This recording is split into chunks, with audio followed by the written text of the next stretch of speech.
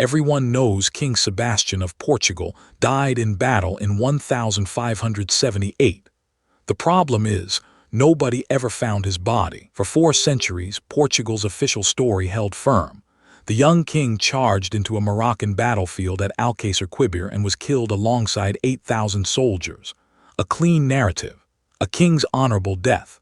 I've read the contemporary accounts myself, Portuguese chroniclers, Spanish observers, even the Moroccan Sultan's own records. They all say the same thing. And yet that consensus conceals something far stranger. Sebastian inherited the throne at age 3. By his teens, he was obsessed with crusade, with reclaiming North Africa, with restoring Portuguese glory. His advisors begged him to marry to produce an heir. He refused. Instead, in 1578, at just 24 years old, he led an invasion of Morocco with 60,000 soldiers and a theology that God was on his side. The battle lasted 1 day. By nightfall, the Portuguese army was annihilated. The king vanished in the chaos. That's the official version. But here's where it fractures. No body was ever produced. No corpse identified. No bones returned for royal burial, just absence. The Portuguese crown needed to move on. They couldn't have a missing king, so they declared him dead in absentia without proof. His great-uncle Philip II of Spain inherited the throne. Portugal lost its independence for 60 years. The story was settled, except it wasn't. Within weeks of the battle, rumors began. A man claiming to be Sebastian appeared in Venice, then another in Rome, then Sicily. Each one had details, personal memories, scars, knowledge of court secrets. Each one was examined, questioned, sometimes tortured.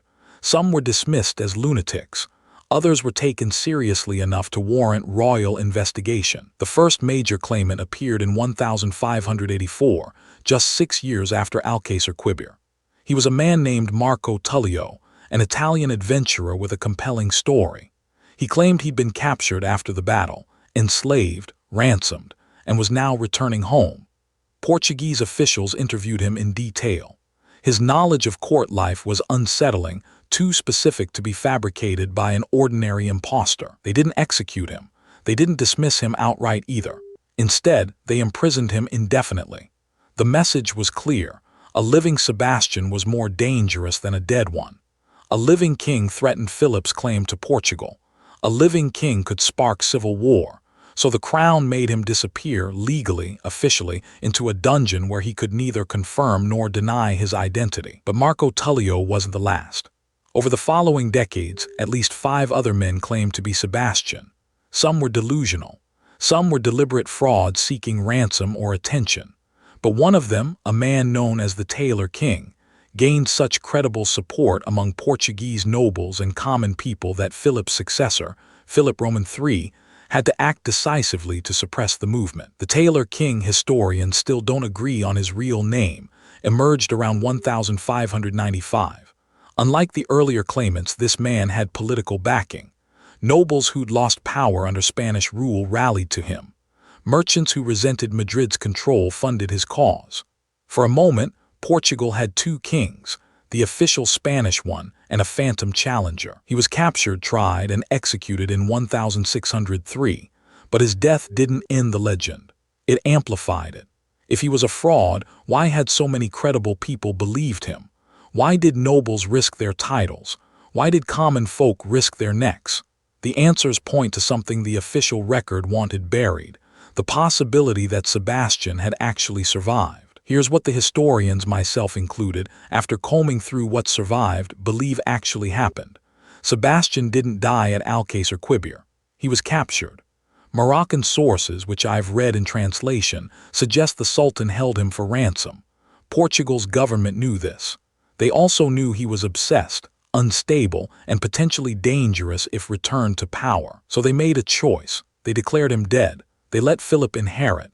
And if Sebastian tried to return, they could discredit him as an impostor. The claimants that followed weren't all frauds. Some may have been the real king, aged and changed by captivity. But by then, the machine of state had moved on. Portugal had a new dynasty. A living Sebastian was politically impossible. The psychological weight of this is staggering. A kingdom collectively agreed to forget its king. Families who'd known him personally had to deny him. Anyone who recognized him faced charges of treason. The state imposed amnesia, and it worked. By the 1620s, the claimants had stopped appearing. The legend faded into folklore. What we're left with is a mystery that can't be solved because it was deliberately obscured. We don't have the body. We don't have definitive proof of survival. We have only the gap, the absence, where the truth should be. And in that gap, an entire dynasty ended. Spain ruled Portugal until 1640. When independence was finally restored, it was to a different Portuguese crown. The legend of the lost king persisted in Portuguese culture for centuries. People whispered that Sebastian would return, a messianic belief called Sebastianism. They believed their true king would rise from exile and restore the nation. In a way, that faith in a phantom ruler did more to preserve Portuguese identity under Spanish occupation than any living king could have. So here's what actually happened. Sebastian didn't vanish. He was vanished deliberately, systematically, by a state that couldn't tolerate the king it created. The dynasty didn't end because of a lost battle. It ended because the crown chose to lose its king instead. And in choosing to forget him, Portugal forgot itself for 60 years under a foreign flag. The files on the claimant still exist, locked away, rarely examined. Historians have asked to study them.